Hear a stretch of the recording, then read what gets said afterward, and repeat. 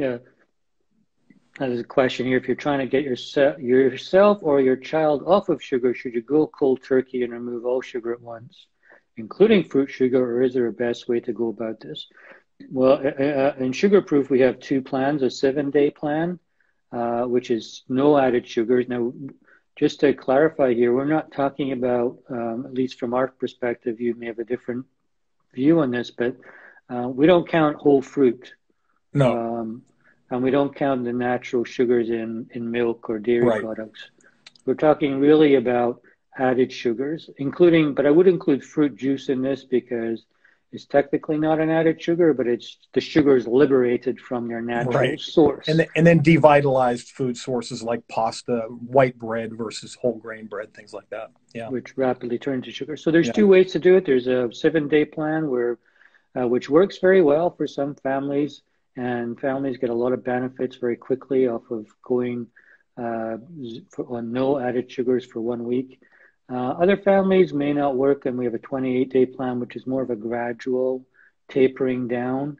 And I think, I don't know from your perspective and your clinical experience, but from the families we've worked with, it can work either way.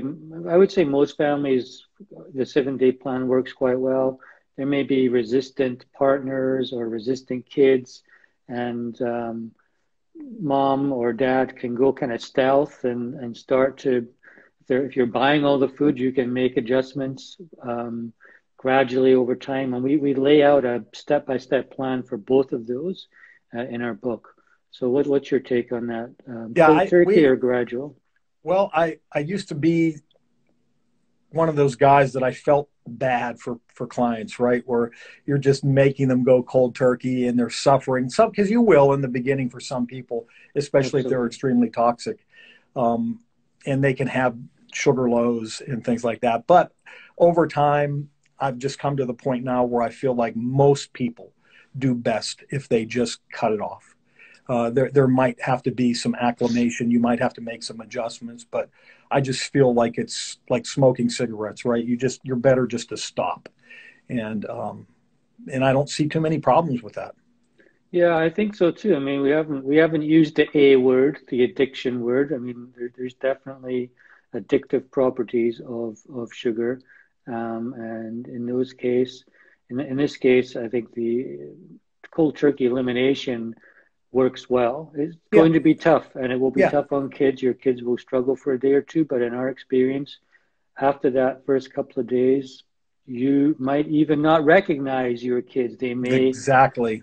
They're not going to be rolling around the floor anymore. Uh, Exactly. And plus you have the freedom to, like you said, you can be consuming foods with natural sugars in them combined with fiber, fruits and the like that can help alleviate some of that transition.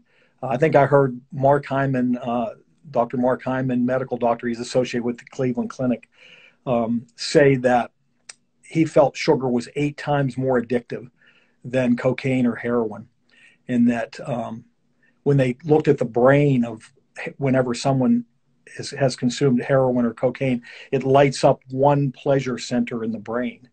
But when they look at a brain on sugar, it looks like a pinball machine. mm-hmm. And I think people don't understand, like you talked about the addictive qualities. It's there. It's there. Totally is. And some people might not call it addictive per se, but it certainly has addictive properties. Yes, and That's for sure. it will definitely call their name for sure. Yeah. And just as you mentioned, actually, our principles in sugar proof, our recipes, our meal plans have zero added sugar, and we're using the natural flavors of whole foods like apples or bananas or dates to sweeten things. Baking, we can make muffins or cakes or cookies or treats without added sugar. So we're not by any means saying, even if you're going zero added sugars, that doesn't mean you're depriving ourselves of all sweetness. There's ways to use whole foods to get that natural sweetness. Yeah, and I think you would agree, Doc, that when they make this transition, maybe much to their surprise, they enjoy their food even more because they feel well after they've consumed a food like that versus I think we can all identify when we consume too much processed sugar, it makes us feel poorly. We keep Yeah. going back to it. We keep going back to it because of maybe what we're talking about, those addictive qualities. But no doubt, the way that a person feels when they're consuming the natural sugar is at such a major benefit. And people are like, why didn't I do this my whole life, right? Yeah, I mean, we get a little bit of pushback. For example, if we use a banana or a date instead of sugar, someone might say, "Oh, it's got just as much sugar in a banana as, it may have 2, 3 teaspoons of sugar, which is the same as you would have got in a cookie." But you get a lot. You're not processed sugar has its own detrimental effects, and it's highly processed, and you don't get that natural taste. So we're basically, training kids to just like this processed sweetness, not the Yeah, natural sweetness. right. And so being a whole food sweetness, the response in the body is totally different. Yeah, People can use that argument, but if they haven't seen it from a clinical perspective, it's night and day in terms of how it, the person is, it's impacting that person from a health perspective. totally. Just going to run through some great questions here.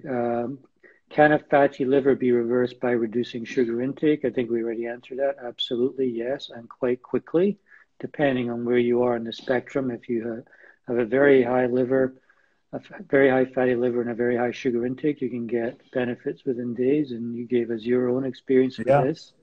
No longer have a fatty liver. Taught me a lesson. Yeah.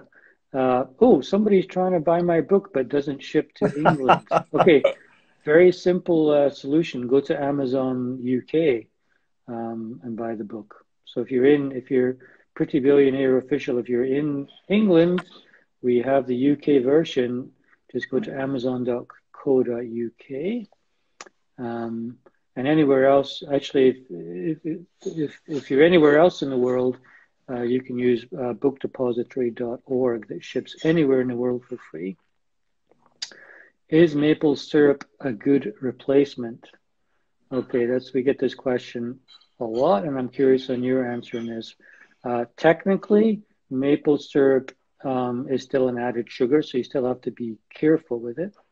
However, we will use it in moderation because it has a better taste profile than processed sugar, but it still is considered an added sugar. Yeah, So we allow that. It's on our approved list, but we are stressing all the time that because people are coming with this effect from too much sugar, that they've got to try to start to lower that consumption, even with something like maple syrup. yeah, so I mean, if you're using 2 tablespoons of maple syrup in a smoothie or whatever, just use 1 tablespoon Right. and see if you can cut it down. So typically our brains are trained on this high level of sweetness. It's all about like dampening down that craving. You can do that by reduction.